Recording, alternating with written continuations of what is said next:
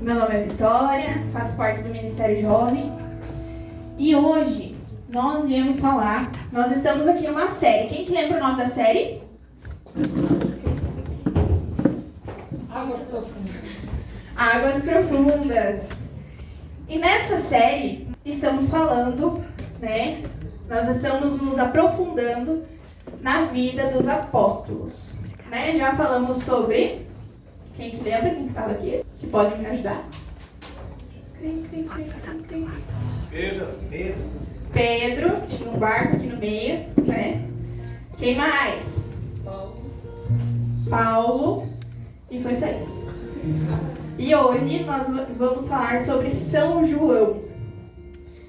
São João, quem que foi São João? São João, ele foi o mais jovenzinho dos apóstolos. O mais jovenzinho. Ele também era pescador. E naquele chamado que Jesus fez a Pedro, não fez somente a Pedro, fez também a João.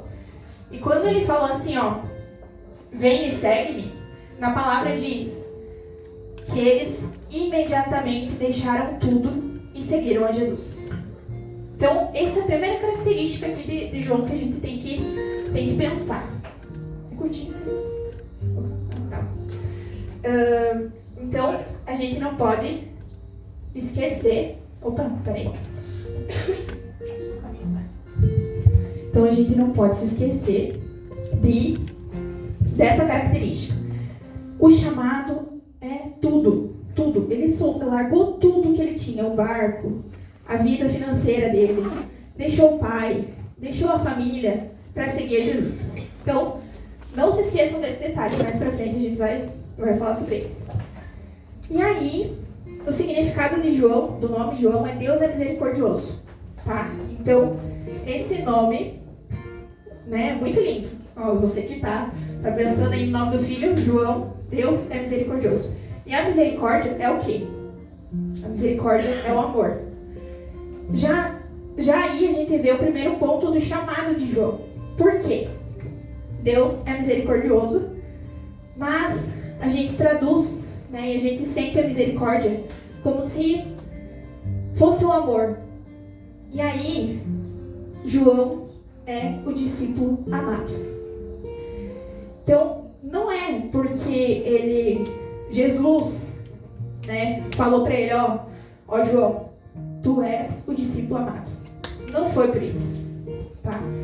Não é a mesma coisa que ele chegou lá para Pedro e falou, Pedro, tu és pedra, e sobre essa pedra edificarei a minha igreja. Não foi assim. Lá no Evangelho de João, ele mesmo que escreveu, ele vai falar assim, ele se intitula que o discípulo amado seguia Jesus. O discípulo amado estava presente, mas era porque ele se sentia amado. Foi ele mesmo que escreveu. Nos outros evangelhos de Mateus, Lucas, Marcos, não tem. Vai ter lá João, entendeu? Vai ter lá João. Mas ele se sentia tão amado, ele falou, não, o discípulo amado. O discípulo amado. E nessa noite é isso que Jesus quer fazer no teu coração. Quer que você saia daqui falando para os outros, não, eu não sou mais a Vitória. Eu não sou mais a Letícia, eu não sou mais o Felipe, não sou mais o Guilherme, não sou. Não. Eu sou o discípulo amado. Eu sou o discípulo amado. E aí, eu quero trazer para vocês aqui uma coisa muito legal que, enquanto eu preparava essa pregação, eu pude aprender. Que no Evangelho, nos 4 Evangelhos, nós temos Lucas, Marcos, João, Mateus. Nesses 4 Evangelhos, existem 4 símbolos para poder representar esses Evangelhos. E para mim foi uma coisa muito nova, é uma tradição da igreja. Mas quando eu descobri, eu pensei, nossa, muito legal. Então, os 4 símbolos são a face de um homem, o leão, o touro e a águia. Então, o homem, ele vai representar o discípulo e o Evangelho de Mateus. Porque lá no comecinho do Evangelho de Mateus, ele vai começar a falar sobre a genealogia de Cristo. E essa genealogia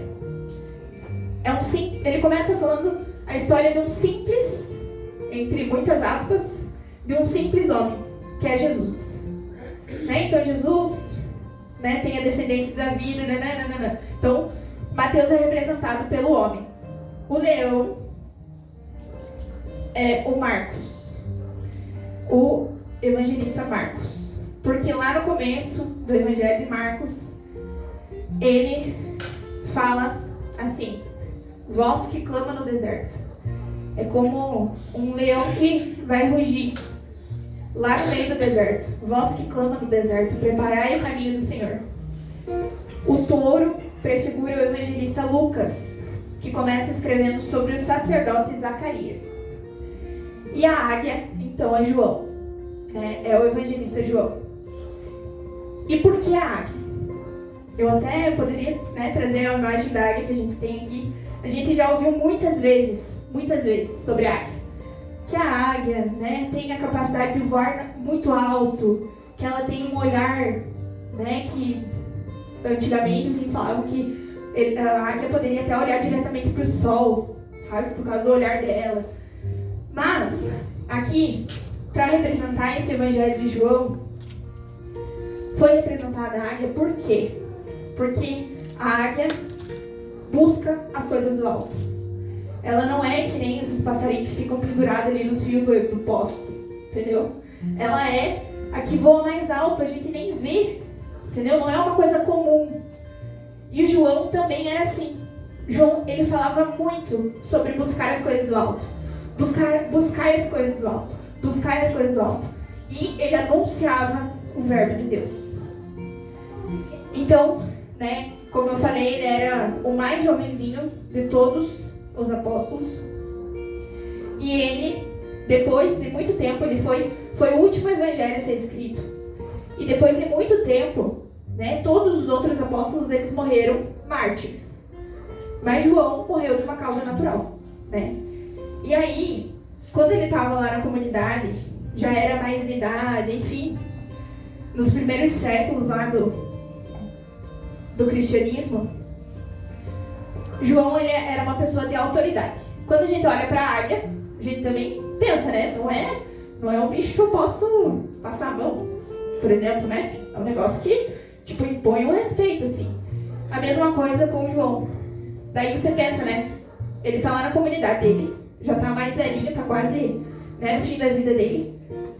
E quem tá junto lá com ele, tipo, quando vai ouvir a palavra, né, vai falar, ele vai contar o que ele passou com Jesus, eles ficam assim: meu Deus, eu preciso viver isso, eu preciso, por causa dessa autoridade que ele tinha. Mas não só por isso, porque daí você pense bem, se João estivesse aqui hoje, aqui nessa comunidade, nesse rincão, pensa só, você não ia estar olhando para mim agora, você está olhando para ele. Ele conviveu com Jesus, ele deitou a cabeça dele no peito de Jesus. Ele viveu a transfiguração lá, né? Subiu no monte lá com o Senhor, viu a transfiguração acontecendo. Então, isso deu muita autoridade para ele. Então, ele evangelizou até o último dia, até o último minuto da vida dele. E, né, ele era uma pessoa assim de grande elevação espiritual. Quando a gente fala elevação espiritual, a gente pensa assim: nossa, então, né, ele era, tipo, não conversava com ninguém, não fazia nada de normal, não sentava, ele só ficava assim, rezando. Não, né? Ele evangelizava em tudo. Ele tinha uma vida de oração. Ele não vivia rezando, mas ele tinha uma vida de oração. Era isso que eu queria falar. E ele não era fantasioso. Muitas vezes a gente pensa, né? Nossa, meu Deus, a gente fantasia demais as coisas, a gente não vive a realidade, a gente não evangeliza quem precisa ser evangelizado, porque a gente pensa assim: não, eu tenho que estar com o microfone na mão, eu tenho que estar lá na frente falando. Mas não, a minha vida deve ser assim. Então, né, agora falando do evangelho mesmo, que ele escreveu, ele falava muito sobre o amor, né, porque ele se sentia muito amado, mas também ele era muito cuidadoso nas palavras.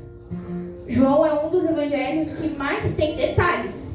Quem é detalhista e que gosta de detalhes, assim como eu, me identifico muito com ele, porque ele falava nos detalhes. E um exemplo que a gente pode ver disso é em João 10, que ele vai falar sobre o evangelho do bom pastor.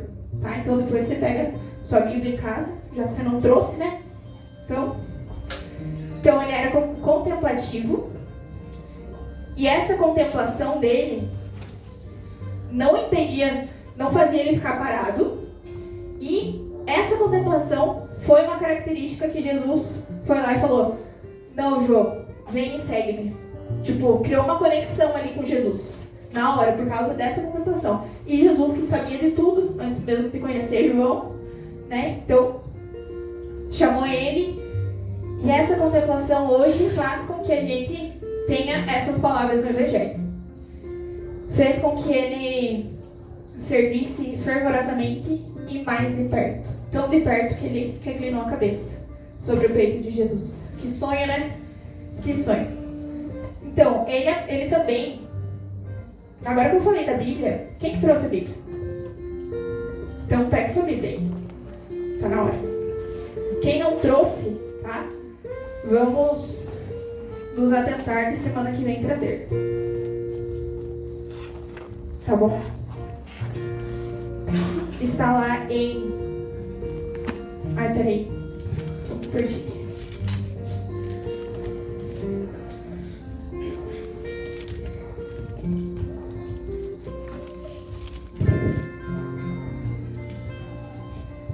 João 19. João capítulo 19, versículo 17.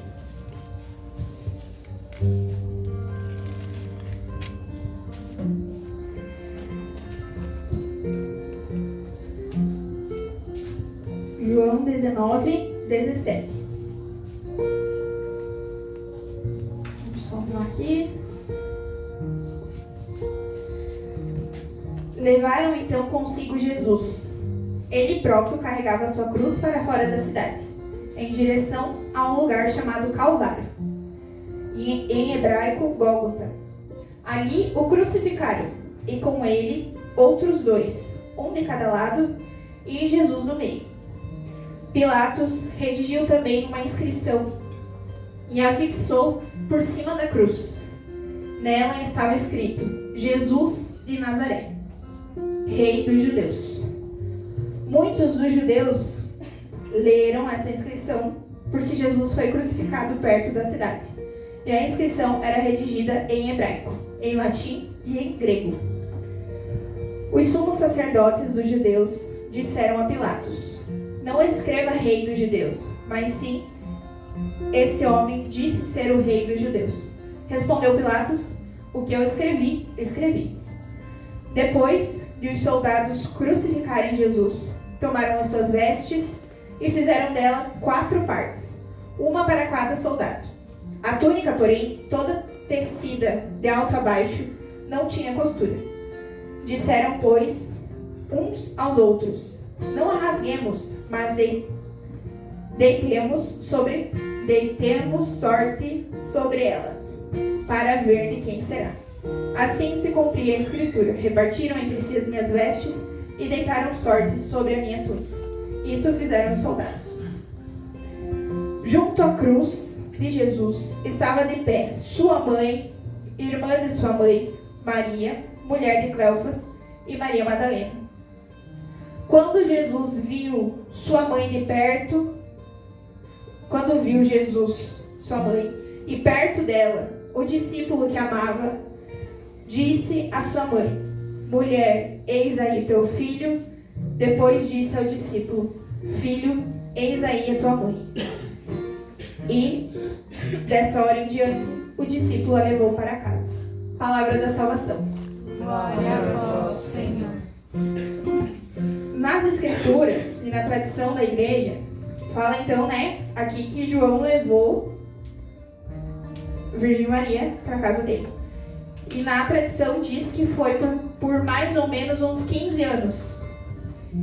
E aí, você pensa, né? João, que estava aqui com nós agora há pouco, viveu 15 anos com a Virgem Maria. Gente do céu, que sonho que é viver com a Virgem Maria, né?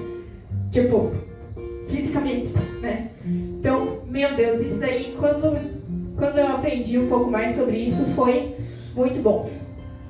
Porque nos faz imaginar como que seria viver isso. Sabe? Virgem Maria está ali do lado. Meu Deus. Então, ele aprendeu muito. Ele já tinha as características dele lá.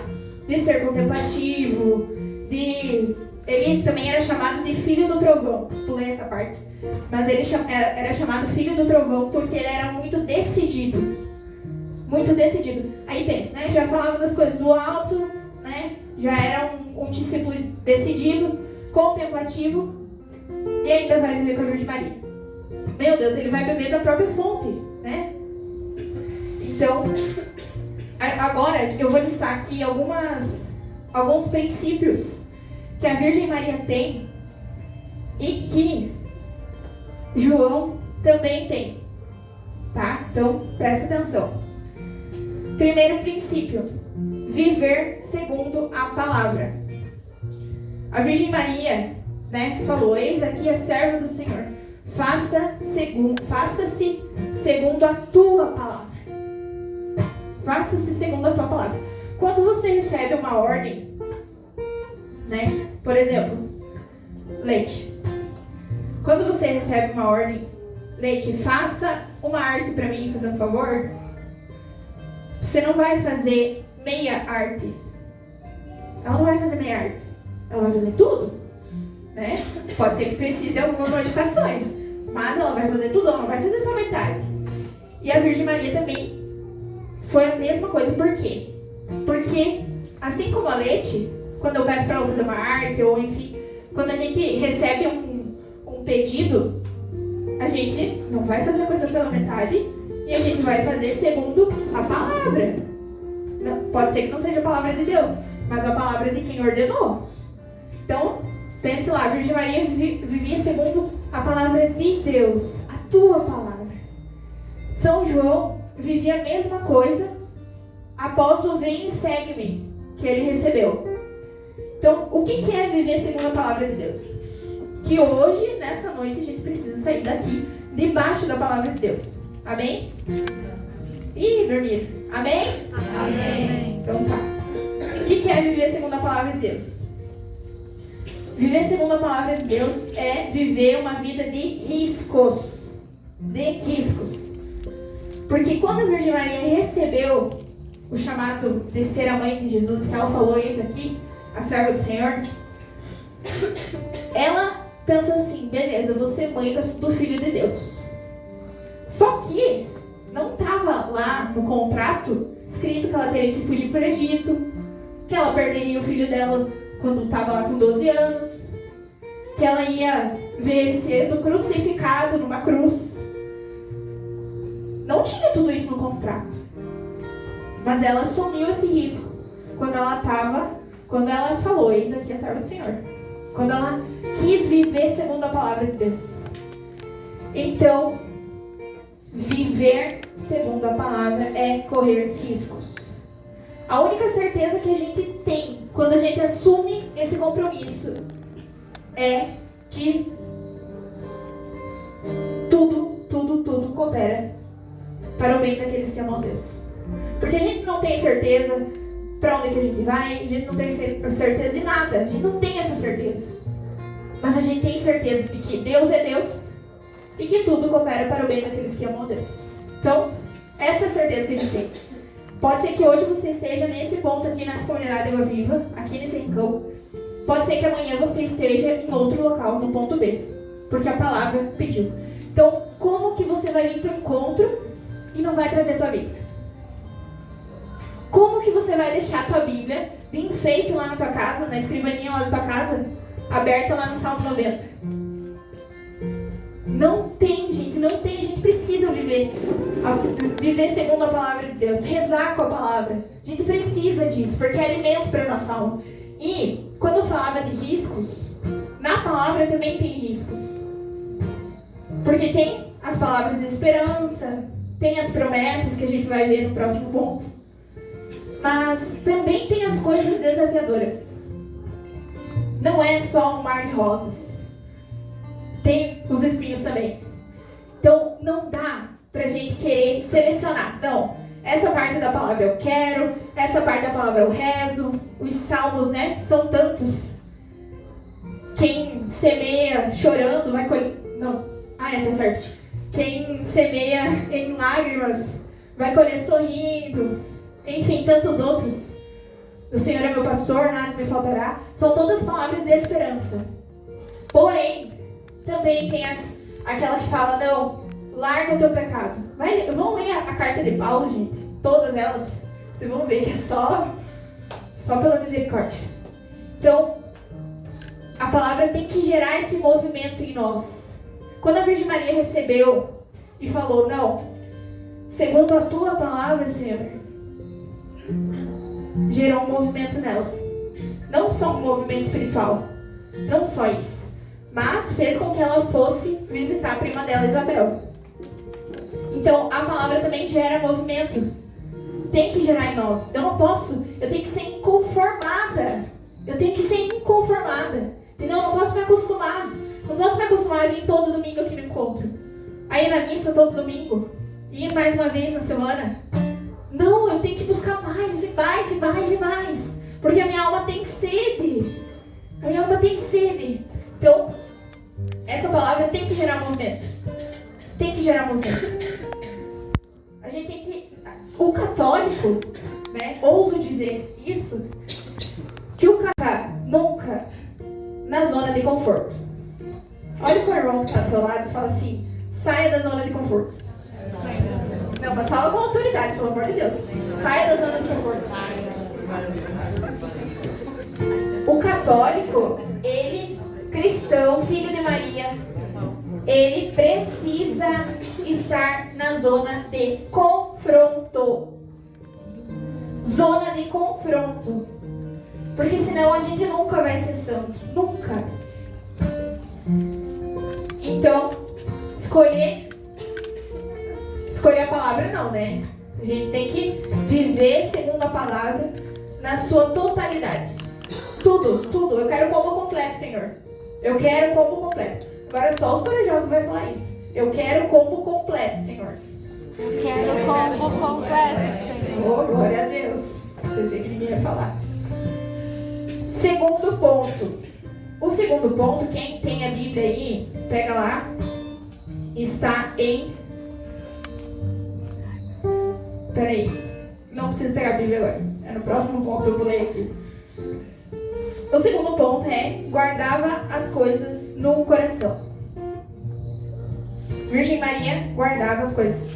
Pode pegar a Bíblia assim, agora eu lembrei. Onde é que tá? Pega lá em Lucas, capítulo 2, versículo 41. Eu vou lendo bem rapidinho pra gente não se delongar muito. Seus pais iam todos os anos a Jerusalém para a festa da Páscoa. Tendo ele atingido 12 anos, subiram a Jerusalém segundo o costume da festa. Acabados os dias da festa, quando voltavam, ficou o menino Jesus em Jerusalém, sem que os pais percebessem. Pensando que ele estivesse com seus companheiros de comitiva, andaram caminho do dia e buscaram entre os parentes e conhecidos. Mas não o encontrando, e voltaram a Jerusalém à procura dele. 3 dias depois, o acharam no templo, sentado no meio dos doutores, ouvindo-os e interrogando-os. Todos os que ouviam estavam maravilhados da sabedoria de suas respostas. Quando eles o viram, ficaram admirados. E sua mãe disse-lhe: Meu filho, que nos fizestes? Eis que teu pai e eu andávamos à tua procura, cheios de aflição. Respondeu-lhes ele: Por que me procuráveis? Não sabeis que devo ocupar-me das coisas de meu pai? Eles, porém, não compreenderam o que ele lhes dissera. Em seguida, desceu eles a Nazaré e lhes era submisso. Sua mãe guardava todas essas coisas no seu coração. Então aqui, nesse lugar, falar um pouco sobre a promessa de Deus. A promessa de Deus, provavelmente aqui alguém já recebeu, né? Foi profetizado no momento de cura, no momento de oração. É uma promessa, né? E você recebeu isso. E aí você pensa assim, não, é pra mim, meu Deus, parece que falou diretamente pra mim. Só que aí, com o passar do tempo, você vai vendo assim, não, mas será que foi pra mim? Será que foi pra mim mesmo? Porque faz tanto tempo, ó, passando tanto tempo, parece que eu não recebi essa promessa ainda. Ou cai no esquecimento, enfim. Mas aí que a gente precisa lembrar. Porque a gente vive numa geração de instantaneidade, né? A gente quer tudo pra ontem. Só que Deus, não que Deus demora, Ele capricha, não tem essa frasinha, né? Ele quer nos fazer obedientes a Ele. Então, pode ser que você tenha recebido mesmo essa profecia, essa promessa de Deus, e aí você pensa assim, não é pra mim, não. Só que não é a promessa que vai ficar pronta pra mim. Entendeu? Não é a promessa que tem que ficar pronta pra mim. Não é aquela pessoa que tem que ficar pronta pra mim. Não, é você que tem que estar pronto para a promessa. E é por isso que às vezes demora. Porque a gente é teimoso. A gente pensa, eu mudar. Não é para mim esse chamado. E aí, o inimigo vem, né, nessa brecha de incredulidade que a gente abre. E aí, ele vai agir bem aí. Vai fazer você acreditar que Deus não existe, que essa promessa não foi para você, vai fazer você se perder ali. Por quê? Porque o inimigo não pode alterar a promessa de Deus sobre a tua vida. O que ele pode fazer, se você abrir uma brecha, é fazer com que você desacredite da promessa. Mas por que eu estou falando tudo isso? Porque a gente não guarda no nosso coração aquilo que a gente recebe. A Virgem Maria, pensa, né? Quem é mãe aqui, né? Hoje, Feliz Dia das Mães, inclusive.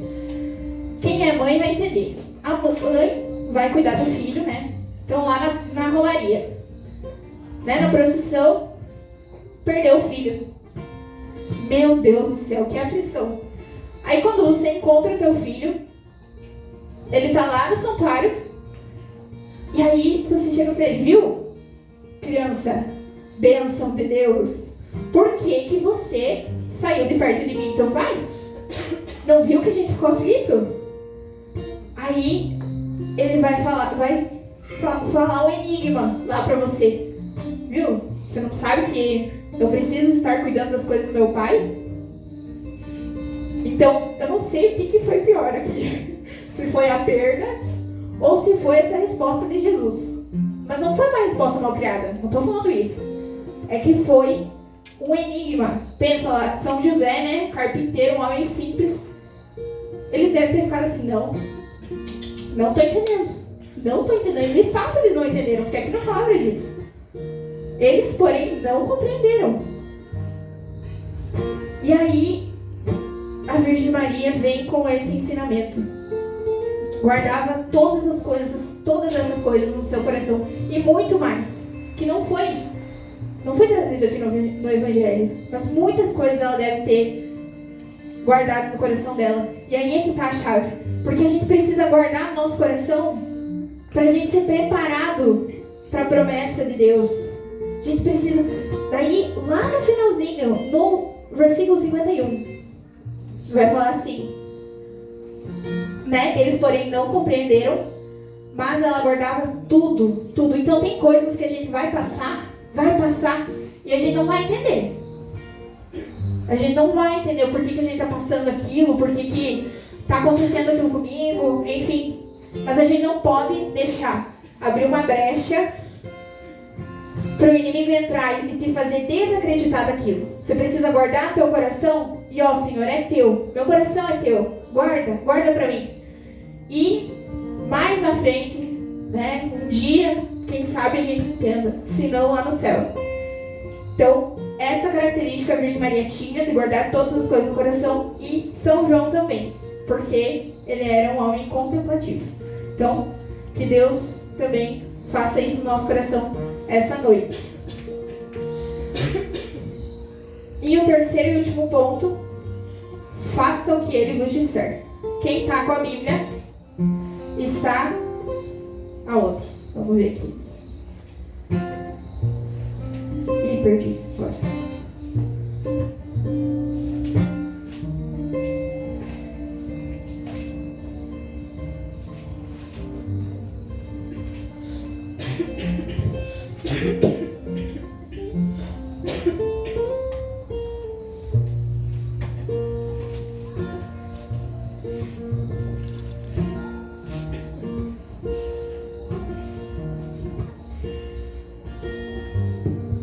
Tenha um pouquinho de paciência, pessoal. Vai partilhando com o irmão do lado aí sobre esses dois pontos: guardar as coisas no coração e viver segundo a palavra, bem brevemente.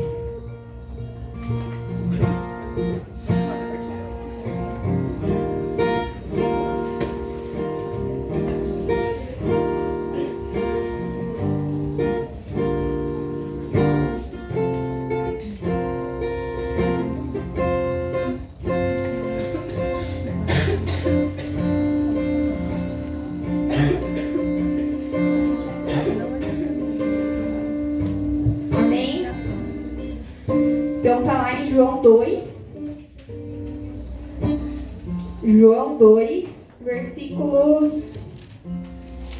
versículo 1.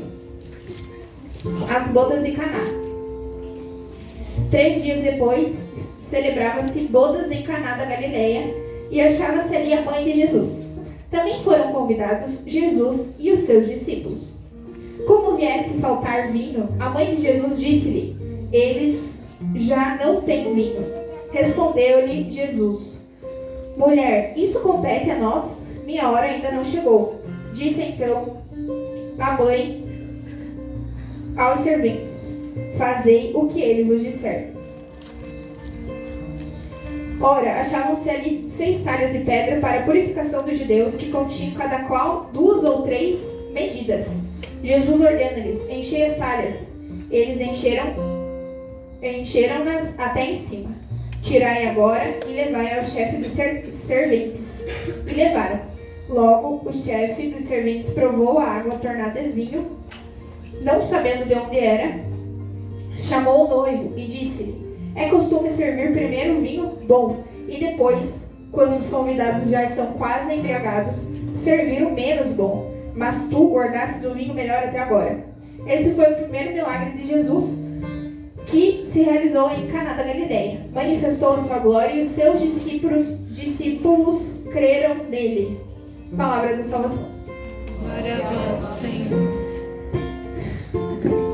A gente pensa, né? A gente tem a tentação de pensar assim: não, somos muito avançados, né? Estamos muito à frente de Jesus.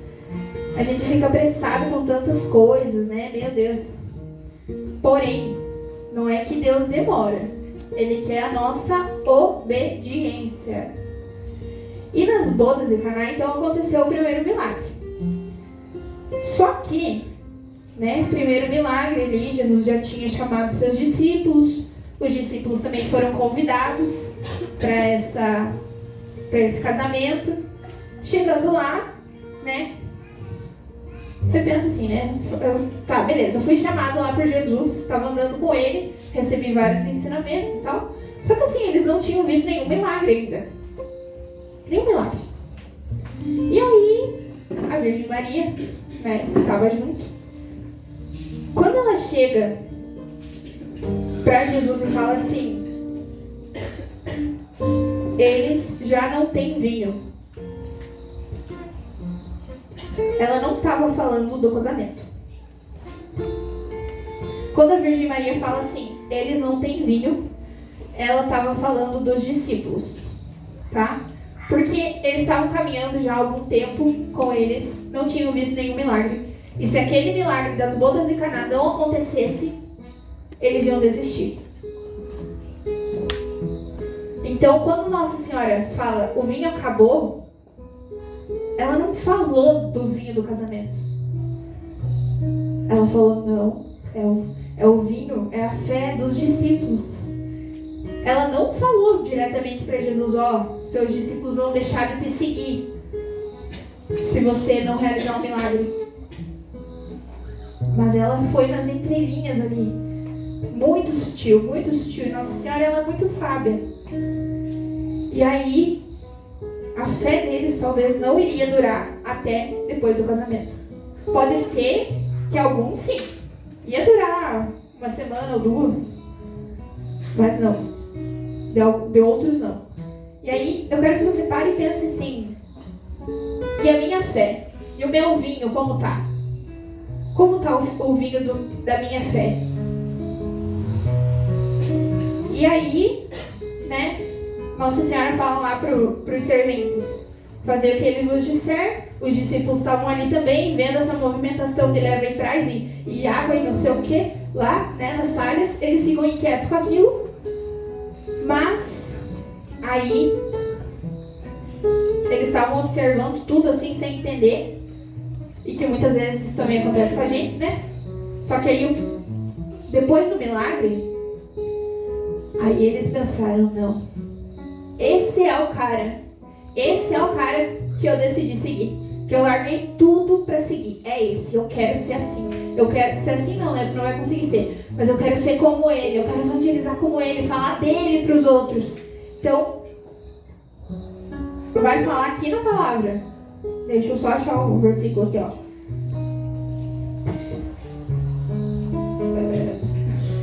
E os seus discípulos creram nele. E os seus discípulos creram nele. Então, depois desse milagre, que foi realmente, foi um funil, né? Quem estava ali antes do milagre, aí quem passou no funilzinho e ficou, depois do milagre.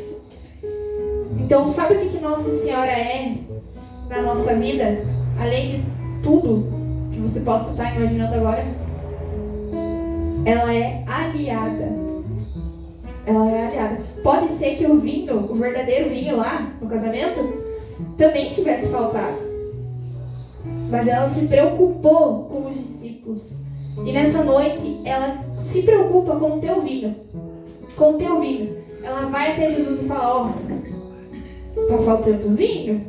Tá faltando vinho. E a gente tem até um certo preconceito, eu falo isso por mim, tá? De pensar assim, não, mas precisaram de um milagre. Mas se hoje você é católica, cristã, apostólica que vem dos apóstolos, né? Você precisa acreditar que Deus realiza milagres. Você precisa acreditar nisso. Porque não é que Deus, ele só faz milagre, nossa, milagre pra lá e milagre pra cá. Mas ele faz milagre na tua vida todos os dias. Você levantar da cama. E olha que sacrifício que ele levantou da cama. Mas é isso, ele dá a vida todo dia. Então, se a gente é católico, a gente precisa acreditar em milagres. Se a gente é filho de Maria, a gente precisa acreditar em milagres. Tem a história lá do santuário, eu vou falar bem brevemente sobre isso. O que tem lá no santuário da Aparecida, da menina que era cega. A mãe levou até lá no santuário. Quando ela chegou lá, poucos metros antes, né, a menina começou a enxergar. Essa é a promessa de Deus. A promessa de Deus. Deus prometeu para aquela mãe, se você levar tua filha lá, ela vai ser curada. E aí a mãe se preparou, guardou isso no coração e foi. E aí Deus realizou o milagre. Tem lá, né? Quem for pegar ele, enfim, nas outras excursões vão lá para ver. E é assim que a Virgem Maria age no coração de quem se entrega a ela. E a gente não teria o Evangelho de São João a gente não teria muitos evangelhos, quem sabe, né, dos outros 3 apóstolos, se não fosse as bodas de Caná. E hoje é isso que ele quer realizar na tua vida. Jesus foi convidado para esse casamento, que é o encontro Água Viva. A Virgem Maria já falou para ele, ó, tá acabando o vinho. Pode ser que não tenha acabado ainda. Pode ser que tenha um restinho lá no fundo do tacho, da talha. Mas hoje, nessa noite, vai ser a noite que Jesus vai encher até transbordar. Amém? Amém. Fica de pé.